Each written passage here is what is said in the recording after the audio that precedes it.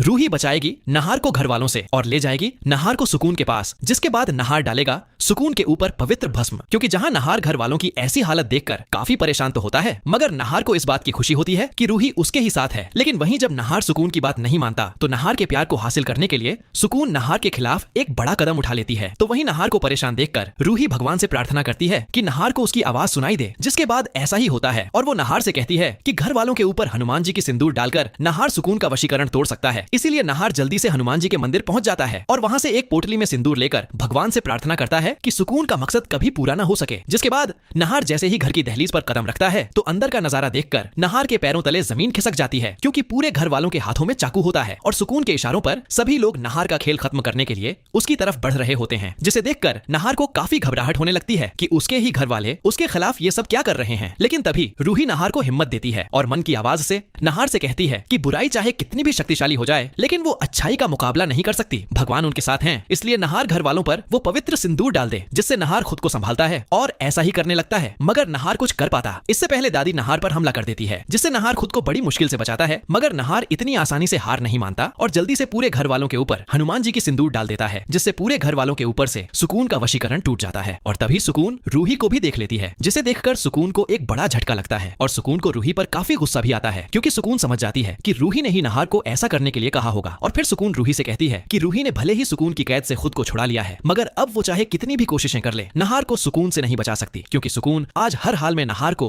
इस दुनिया से अपनी दुनिया में ले जाएगी। जिस पर रूही सुकून को करारा जवाब देते हुए कहती है कि रूही के रहते सुकून का मकसद किसी भी हाल में पूरा नहीं होगा और वो आज के आज सुकून का हमेशा के लिए अंत करके रहेगी। जिसके बाद सुकून पूरे घर वालों को एक बार फिर से अपने वश में करने लगती है। लेकिन ये देखकर रूही समझ जाती है कि नहार को घर में खतरा है, इसलिए रूही नहार का हाथ पकड़कर उसे अपने साथ ले जाने लगती है। जिसे देखकर सुकून को रूही पर काफी गुस्सा आता है, इसलिए सुकून सब कुछ छोड़कर रूही का पीछा करने लगती है और उसके सामने खड़ी हो जाती है। जिसके बाद सुकून रूही से कहती है कि उसे बहुत शौक है ना सुकून के काम में टांग अड़ाने का, इसलिए अब वो पहले रूही को ही ठिकाने लगाएगी। जिसके बाद सुकून रूही का गला पकड़ लेती है और उसे फिर से एक बोतल में कैद करने लगती है, जहां नहार को रूही तो नजर नहीं आ रही होती, मगर नहार समझ जाता है कि रूही को मदद की जरूरत है। इसीलिए नहार देरी न करते हुए उसके पास जो थोड़ी सी हनुमान जी की सिंदूर बची होती है उसे वो सुकून के हाथ के ऊपर डाल देता है, जिससे सुकून को काफी तकलीफ होने लगती है और उसे रूही को छोड़ना पड़ता है। जिसके बाद नहार रूही को गाड़ी में बैठने को कहता है और फिर नहार और रूही उसी जगह पर पहुंच जाते हैं जहां वो बाबा रहता है। इसलिए रूही फौरन बाबा के पास जाकर बाबा को सारी बात बता देती है कि सुकून ने उनके पूरे परिवार को अपने वश में कर लिया है और अब वो नहार का खेल खत्म करना चाहती है। जिसे सुनकर बाबा रूही को बताता है कि वो आत्मा काफी शक्तिशाली हो चुकी है, इसलिए अब उसे मुक्ति देने के बाद ही उससे नहार और रूही का पीछा छूट सकता है। जिसके बाद बाबा हवन की पवित्र भस्म निकालकर रूही के हाथ में थमा देता है और कहता है कि ये भस्म सुकून के ऊपर पड़ते ही वो रूही का शरीर छोड़ देगी और हमेशा के लिए अपनी असली जगह पहुंच जाएगी। जिसके बाद नहार और रूही बाबा का आशीर्वाद लेते हैं और फिर जाते जाते बाबा उन दोनों के हाथ में एक रक्षा सूत्र भी बांध देता है। जिसके बाद रूही और नहार वापस से घर पहुंच जाते हैं, जिसे देखकर सुकून को काफी हैरानी होती है और वो रूही से कहती है कि लगता है कि रूही ने खुद ही अपनी हार मान ली है, इसलिए